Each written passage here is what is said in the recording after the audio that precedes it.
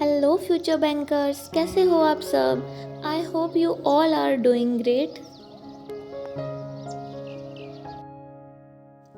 आज मैं सुबह 5:30 पर उठी हूँ।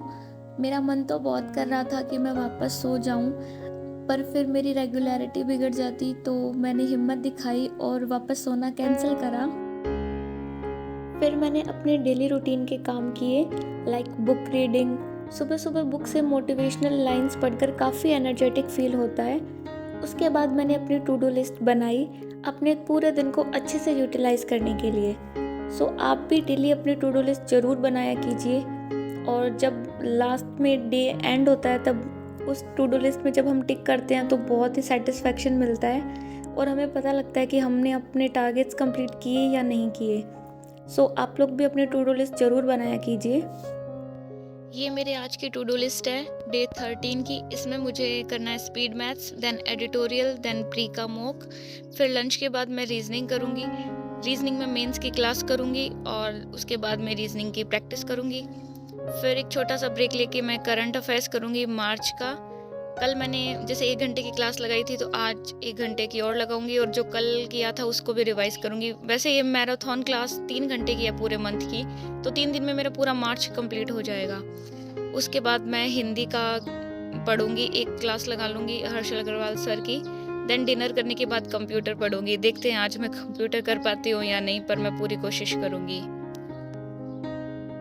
आज मैंने अपनी स्टडी थोड़ी सी लेट शुरू की है, क्योंकि कल आंधी आ गई थी तो घर की सफाई भी करनी थी।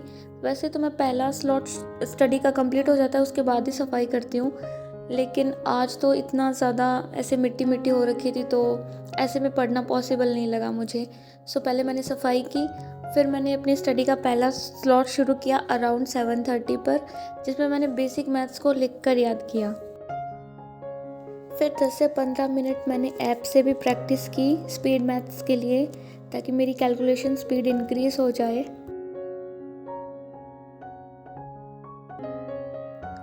स्पीड मैथ्स के बाद मैंने करंट अफेयर्स की क्लास लगाई है। सुबह सुबह मेरा मन कर रहा था कि मैं करंट अफेयर्स की क्लास लगा लूँ। वैसे तो इस टाइम पर मुझे एडिटोरियल करना होता है, पर फिर मुझे लगा मैं एडिटोरियल बाद में कर लूँगी, जो मन कर रहा है पहले वो कर लेती हूँ। करंट अफेयर्स की आप चाहे जितने भी क्लासेस लगा लो, अगर आपने उसे प्रॉपरली रिवाइज नहीं किया है टाइम टू टाइम, तो आपका वो पढ़ा हुआ भी वेस्ट ही चला जाएगा, क्योंकि एक बार पढ़ने से याद तो होता है नहीं। तो अपने वीक में आप एक ऐसा दिन तो ज़रूरी रखिए जिस दिन आप सीए को रिवाइज ही करें। जैसे ही आप 1 मंथ कंप्लीट कर लेते हो ना, तो उसके बाद उसकी क्विज़ेस लगाया करो। अगर हम क्विज़ नहीं लगाएंगे तो हमें पता नहीं लगेगा कि हम कहाँ गलतियाँ कर रहे हैं, है ना। क्योंकि क्विज़ लगाना तो मस्ट होता है, चाहे कोई भी सब्जेक्ट हो। उसी से अपने को अपनी प्रोग्रेस के बारे में पता लगता है। तो जैसे ही मेरा भी मार्च मंथ कंप्लीट हो जाएगा, तो उसके बाद मैं क्विज़ से प्रैक्टिस करूँगी।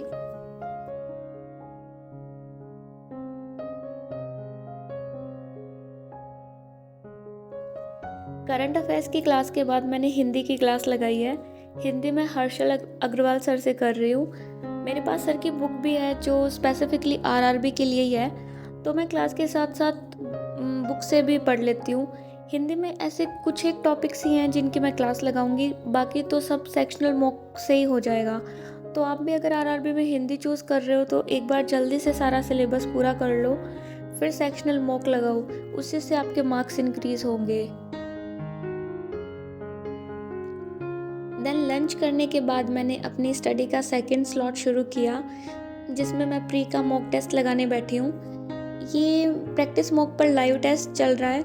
मैं लाइव मॉक तो रेयरली मिस करती हूँ, क्योंकि इससे हमें रियल टाइम में अपनी प्रोग्रेस पता चल जाती है। तो आप लोग भी लाइव मॉक तो ज़रूर ही अटेम्प्ट कीजिए। ये मॉक तो वैसे ठीक ही था, एग्ज़ाम लेवल ही था इसका। रीजनिंग में एक अनसर्टेन पर्सन वाली अरेंजमेंट आई थी, जिसमें मुझे काफ़ी डिफ़िकल्टी हुई। इसमें मैंने अपना काफ़ी टाइम वेस्ट कर दिया, और मुझे लगता है कि वो मेरी गलत भी हो गई, क्योंकि मैंने इसमें 35 क्वेश्चन अटैम्प्ट किए थे और मेरा स्कोर 31.25 ही था।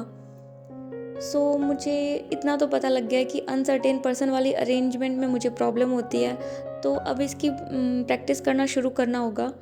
बाकी मैथ्स का लेवल तो सही था, फिर भी मेरा स्कोर तो मैथ्स में 30 से कम ही रह जाता है। मुझे अपनी स्पीड पर और ध्यान देना पड़ेगा। यही बेनिफिट होता है मॉक लगाने का, आपको पता लग जाता है कि आपको कौन से पोर्शन पर ज़्यादा फोकस करना है, फिर आप अपनी नेक्स्ट स्ट्रेटजी उसी के अकॉर्डिंग बनाते हो। तो आप लोग भी डेली टेस्ट तो ज़रूर ही दिया कीजिए, एटलीस्ट एक टेस्ट तो दे ही दिया कीजिए। 45 मिनट्स का ही होता है, चाहे जितने भी मार्क्स आएँ। शुरू में कम भी आएंगे तो क्या हो जाएगा, धीरे धीरे बढ़ जाएंगे। आप नहीं लगाओगे तो वो इंक्रीज़ तो होंगे नहीं। सो आप डेली एक मॉक तो ज़रूर ही दीजिए। लाइव मॉक में मेरा स्कोर आया है 59 आउट ऑफ 80। आप लोग भी अपना स्कोर शेयर कीजिएगा कमेंट बॉक्स में।